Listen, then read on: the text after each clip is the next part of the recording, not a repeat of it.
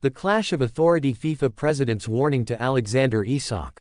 In an unprecedented turn of events, FIFA President Gianni Infantino has issued a stern warning to Newcastle United forward Alexander Isak, following the player's comments perceived as disrespectful. The world of football is often fraught with tensions between players, clubs, and governing bodies. Recently, a significant clash emerged when FIFA President Gianni Infantino warned Newcastle United's Alexander Isak about his comments perceived as disrespectful. The role of FIFA in football governance. FIFA's authority extends over international competitions, player transfers, and club regulations. As the governing body, it holds significant power, but this power is frequently challenged by players and clubs seeking greater autonomy and representation. The controversial comments. Context of Isak's statements. In a recent press conference, Isak expressed frustration regarding the constraints placed on players by governing bodies, particularly in light of Infantino's earlier comments about player commitments. His remarks were interpreted by many as a direct challenge to FIFA's authority. The backlash. Isak's comments quickly garnered attention, leading to mixed reactions from fans, analysts, and fellow players. While some supported his stance, others viewed it as disrespectful to the FIFA president and the institution he represents.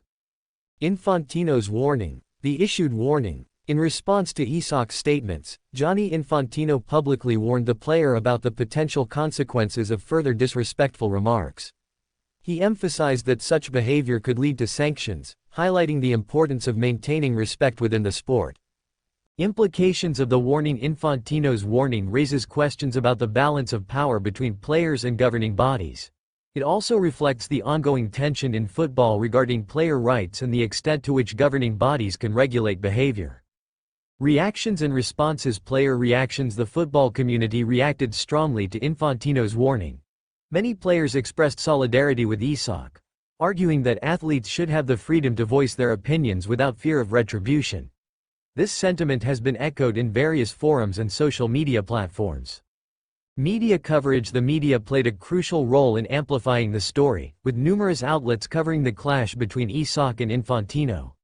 The narrative often highlighted the growing divide between players and governing bodies, emphasizing the need for change in football governance. The broader conversation. Player rights and autonomy. Isak's situation highlights the ongoing struggle for player rights within football. As athletes increasingly seek to assert their independence, the conversation around player autonomy continues to evolve.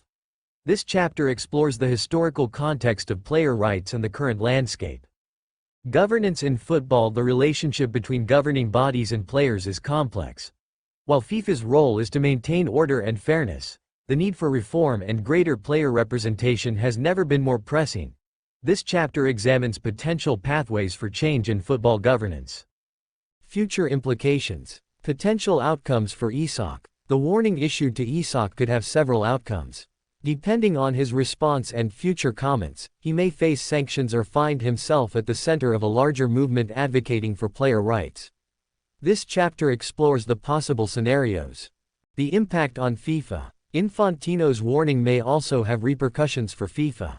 As more players speak out, the governing body may be forced to reconsider its stance on player autonomy and the consequences of dissent. This chapter discusses the potential for reform within FIFA. The clash between Alexander Isak and FIFA President Gianni Infantino underscores the ongoing tensions in football regarding authority, respect, and player rights. As the sport evolves, the need for a balanced relationship between players and governing bodies becomes increasingly critical. The future of football may very well depend on the outcomes of these conflicts and the willingness of all parties to engage in meaningful dialogue.